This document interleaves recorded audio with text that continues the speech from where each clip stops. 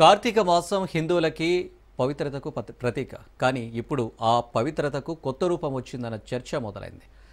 చర్చిల్లో కోవత్తులు వెలుగుతుంటే యేసు మాలలు, యేసు అష్టోత్తరాలు, సహస్రనామాలు వినిపిస్తున్నాయి. ధూపదీప నైవేద్యాల వాసనతో చర్చి వాతావరణం ఆలయంలా ఇదే ఇప్పుడు మారింది. విశ్వాసాల భావన లేక మత మార్పిడికి సాంస్కృతిక రూపమా? హిందూ బంధువుల్లో కొత్త ప్రశ్నలు రేకెత్తిస్తున్నాయి.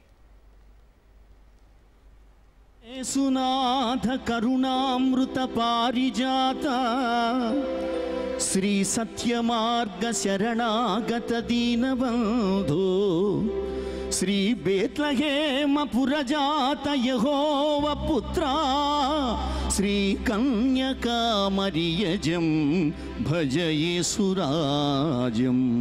కార్తీక దీపోత్సవాలకు స్వాగతం అంటున్నారు. ఇది హిందువుల నుంచి కాదు, మీరు వింటున్నది నిజమే. ఈసారి కార్తీక దీపోత్సవాలకు క్రైస్తవులు జై కొడుతున్నారు. హిందువులు కార్తీక మాసంలో ఏమైతే చేస్తారో వారు కూడా చర్చిల్లో అవే పద్ధతులను పాటిస్తున్నారు. హిందూ ఆచారాలే ఇప్పుడు చర్చిల్లో విశ్వాసాల్లో భాగమా లేక మత మార్పిడి కొత్త రూపమా అన్న ప్రశ్నలు ఉదయిస్తున్నాయి. కార్తీక మాసం హిందువులకి పవిత్రతకు ప్రతీక.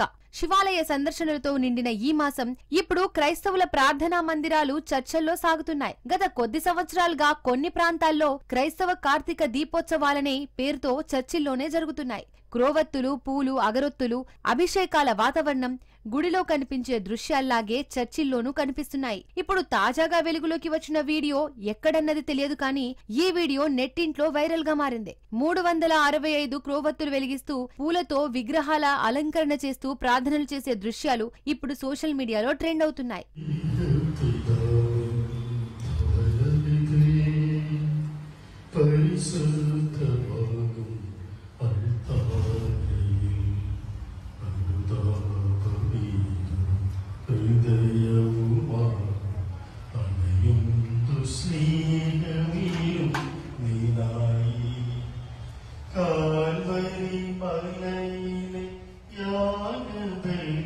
యేసుమాలలు, యేసు అష్టోత్తరాలు, షడోపచరాలు ఇవి ఇప్పుడు క్రైస్తవ ప్రార్థనల్లో ప్రధానంగా కనిపిస్తున్న కొత్త పోకడలు. ధార్మిక ముసుగులో ఇప్పుడు క్రైస్తవ సంఘాలు హిందూ సంప్రదాయాలను అనుసరిస్తున్నాయి. ఇటీవల కాలంలో దేశంలోని కొన్ని ప్రాంతాల్లో ఒక కొత్త ధార్మిక ధోరణి క్రమంగా పుట్టుకొస్తోంది. యేసుమాలలు, యేసు అష్టోత్తరాలు, యేసు సహస్రనామాలంటూ కొత్త పుస్తకాలు, ప్రార్థనాల పద్ధతులు వెలుగులోకి వస్తున్నాయి. ఇదంతా హిందూ పూజ పద్ధతిని అనుసరిస్తున్నట్టుగా కనిపిస్తోంది. పూజల సమయంలో ధూప దీప నైవేద్యాలు, షడోపచార సేవలు, ప్రసాదం పంపిణీ వంటి కార్యక్రమాలు చర్చిల్లో జరగడం ఇటీవల కాలంలో ఎక్కువైంది. హిందూ దేవాలయ వాతావరణం చర్చిల్లో కనిపించడం ఇప్పుడు చర్చనీయాంశమైంది. పూలతో విగ్రహాల అలంకరణ, దీపాలు వెలిగించడం, అగరొత్తులతో క్రైస్తవ పూజలు జరుగుతున్నాయి. యేసు అష్టోత్తర శత నమావళి అంటూ హిందూ శ్లోకాల శైలిలో ప్రార్థనలు చేస్తుండడం తాజా పోకడగా కనిపిస్తోంది. యేసు సహస్రనామ స్తోత్రం అంటూ పఠనాలు జరపడం ఇప్పుడు కొత్త సంస్కృతిగా మొదలైంది.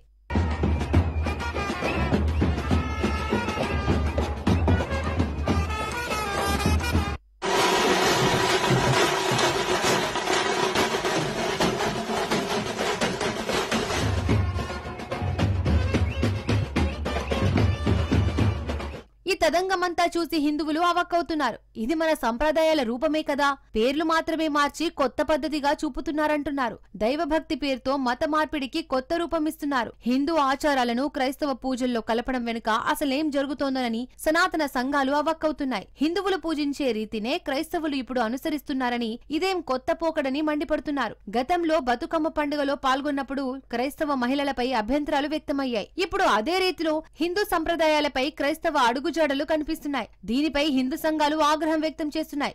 కార్తీక మాసం హిందూ ధర్మానికి అత్యంత పవిత్రమైన కాలమని, ఈ సమయంలో మతాల కలబోత పేరుతో ఆచారాలను వక్రీకరించడం సరికాదని వారంటున్నారు.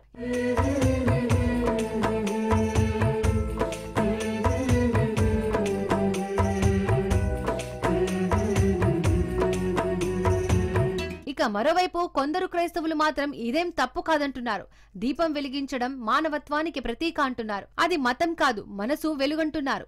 ఇదిలా ఉంటే కొన్ని క్రైస్తవ వర్గాలు మాత్రం భక్తిని వ్యక్తపరిచే మార్గాలను అవమానించొద్దంటున్నారు. దీపం, పూలు, మాల, నైవేద్యం ఇవన్నీ ప్రేమకు ప్రతీకలు. మతానికి కాదంటున్నారు. కానీ ఈ వాదనలు కొత్త ప్రశ్నలను రేపుతున్నాయి. భక్తి మతం మధ్య సరిహద్దు మసకబారుతోందా, లేక ఇది మత మార్పిడికి సాంస్కృతిక వ్యూహమా అన్న చర్చ జోరుగా సాగుతోంది. కానీ ఈ వాదనలు సమాజంలో కొత్త చర్చలకు దారితీస్తున్నాయి.